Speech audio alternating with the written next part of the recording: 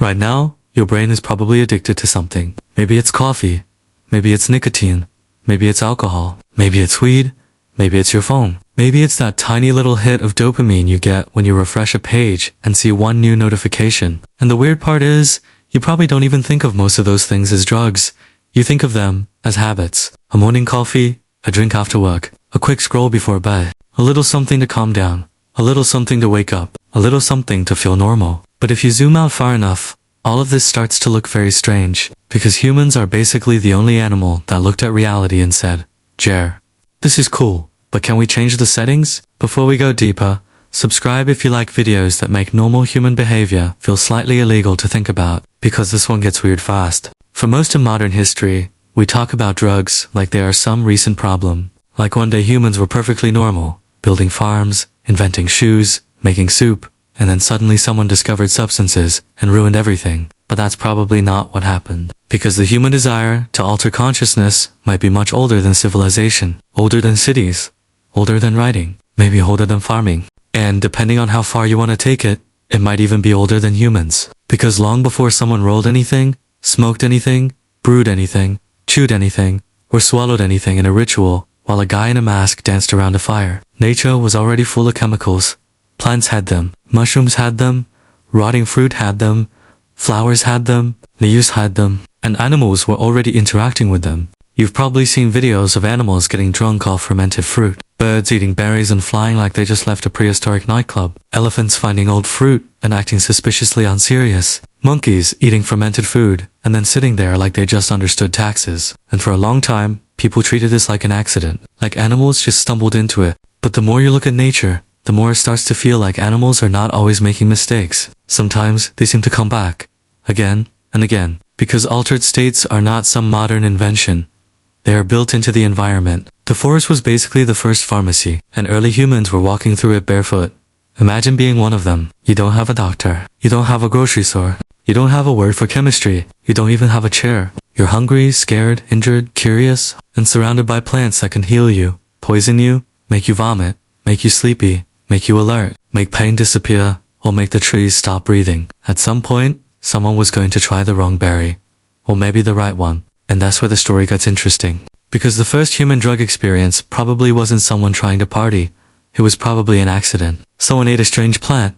Someone chewed a bitter leaf. Someone drank water that had been sitting with fermented fruit. Someone followed animals to a plant they kept eating. Someone was sick and tried anything. Then something happened. Pain faded. Fear softened. Hunger disappeared. Energy came back. The world changed. And maybe, for the first time, a human realized there are things in nature that can change the inside of your mind. That sounds normal now, but for an ancient human, that must have felt supernatural, because they didn't know what a molecule was. They didn't know what a neurotransmitter was. They didn't know what dopamine, serotonin, or endorphins were. If a plant made you feel powerful, maybe that plant had a spirit. If a mushroom showed you visions, maybe it was speaking. If smoke made pain disappear, maybe it was a gift from the gods. And honestly, if you lived in a world where lightning came from the sky, predators screamed in the dark, and the sun disappeared every night, that explanation wasn't crazy. It was the best theory available. So the first drug users may not have thought they were using drugs at all. They may have thought they were communicating with something. The dead, the forest, the gods, the animals, the sky, the hidden layer behind reality. And this is where drugs stop being just chemistry and start becoming culture. Because once a substance changes one person's mind, that's interesting. But once it changes a whole group's behavior, that's history. At some point, humans didn't just discover substances. They built rituals around them. They created rules, songs, dances, stories, taboos, ceremonies. A person who knew which plant did what became powerful. Not because they were stronger, but because they knew how to open doors inside the human brain. That person became a healer, a shaman, a priest, a guide, or, depending on how badly the night went, the guy nobody invited again. But either way, something changed. Because altered states gave ancient humans something incredibly valuable. They gave them an experience that felt bigger than themselves. And humans love that. We still do. That's why people go to concerts. That's why people go to churches. That's why people drink at weddings. That's why people scream in stadiums. That's why people meditate, fast, dance, chant, gamble, scroll, pray, and stay up until 3 a.m. watching videos about ancient humans using drugs. We are obsessed with escaping the normal version of consciousness. Not necessarily because we hate reality, but because reality has always been heavy. Ancient humans felt grief. They felt loneliness. They felt terror. People they loved died constantly. Children died. Winters killed people. Infections killed people. Animals killed people. One bad season could erase an entire group. And in the middle of all of that, humans found things that could temporarily change how existence felt. Of course, those substances became important. Honestly, it would be weirder if they didn't. And the evidence for this goes back absurdly far. Thousands of years ago, humans in Central Asia were already burning cannabis inside ritual tents. Archaeologists found wooden braziers containing stones heated with cannabis residue still trapped inside them. That means people were intentionally inhaling the smoke. Not accidentally. Intentionally. Think about how insane that is. At some point, a human being sat inside a tent full of smoke, looked around at the other people coughing beside him, and thought, yeah, we should absolutely do this again. And cannabis was just one example. In ancient Mesopotamia, opium was known as the joy plant. The Sumerians were using it over 5,000 years ago. 5,000? That means humans were using psychoactive substances before most of the world even had written language. Before empires. Before philosophy. Before most people even understood where rain came from.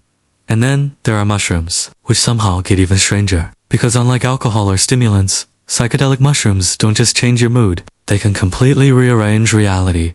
People report seeing entities, hearing voices, feeling connected to the universe, losing the boundary between themselves and everything else. And what's fascinating is that ancient humans described experiences like that long before neuroscience existed. Cave art in some regions appears to depict mushroom-like imagery. Ancient rituals across multiple continents involved altered states, visions, and symbolic death and rebirth experiences, and no one fully agrees on how deep this goes. Some researchers think psychedelics played a role in religion. Others think they influenced art. Some think they changed social bonding. And then there's one theory that sounds so ridiculous it almost loops back around into being believable. The stoned ape theory, which is either one of the most fascinating ideas ever proposed, or the kind of thing someone says at 2 a.m. while staring at a lava lamp. The theory was popularized by Terence McKenna, and the basic idea is this. Early humans consuming psychedelic mushrooms may have experienced changes in perception, pattern recognition, social bonding, and creativity, which potentially influenced the development of human consciousness itself. Now, to be clear, this theory is heavily debated. A lot of scientists reject it completely,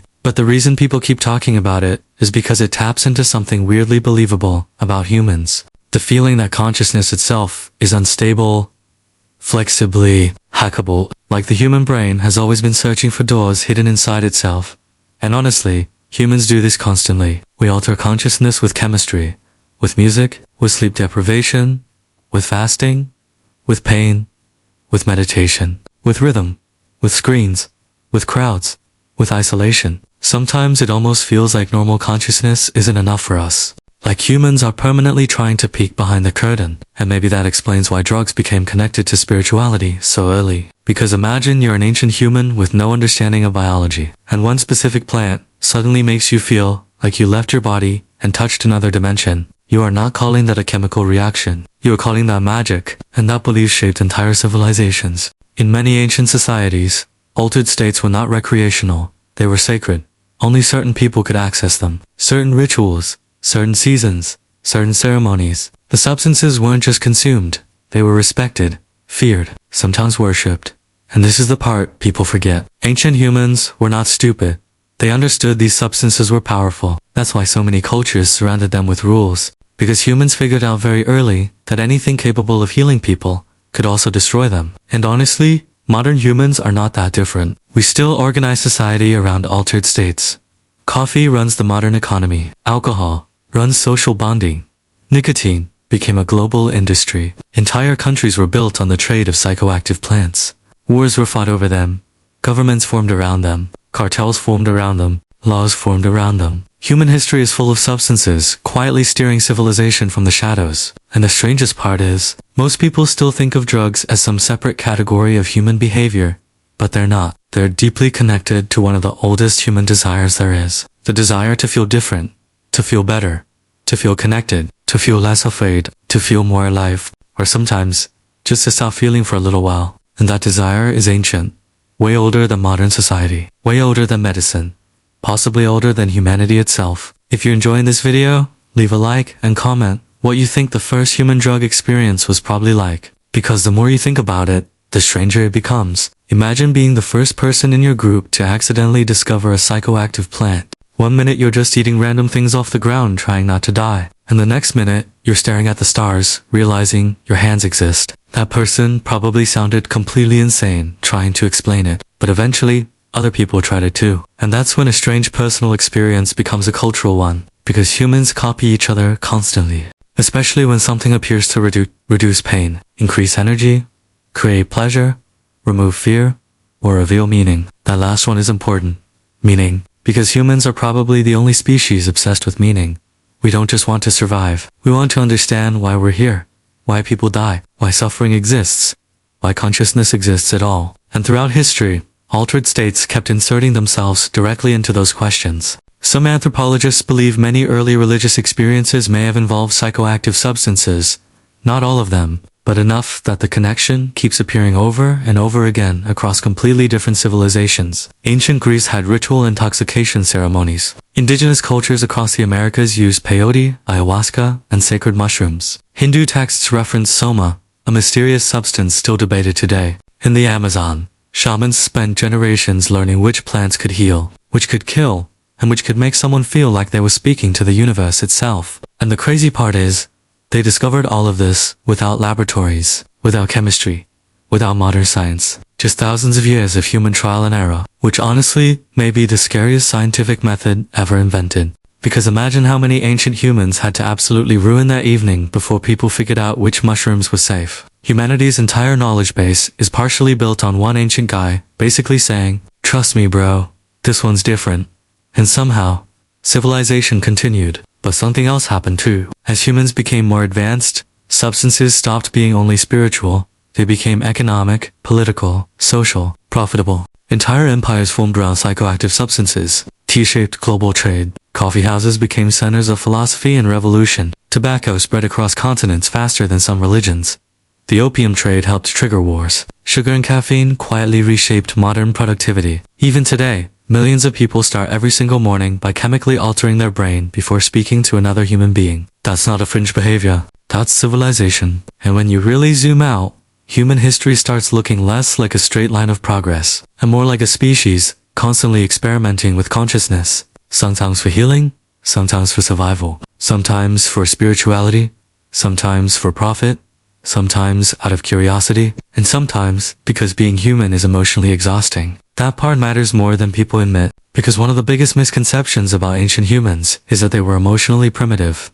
They weren't. Their tools were primitive. Their emotions were not. A human, standing around a fire 20,000 years ago, still felt heartbreak, still felt anxiety, still feared death, still wanted connection, still wanted relief. And if they discovered something that temporarily softened reality, of course they would return to it. You probably would too.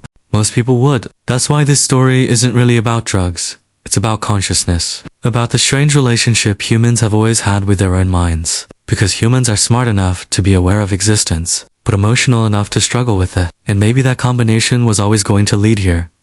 To fermented fruit, to ancient rituals, to smoke-filled caves, to psychedelic ceremonies, to coffee shops, to cigarettes outside office buildings, to energy drinks at 2 a.m., two people lying awake scrolling endlessly, just trying to feel something different before going to sleep. The substances changed, the technology changed, the rituals changed, but the impulse stayed exactly the same. And maybe that impulse is one of the most human things about us. Not the substances themselves, the desire behind them, the desire to escape, to connect, to transcend, to numb pain, to feel wonder, to briefly step outside the normal boundaries of being alive.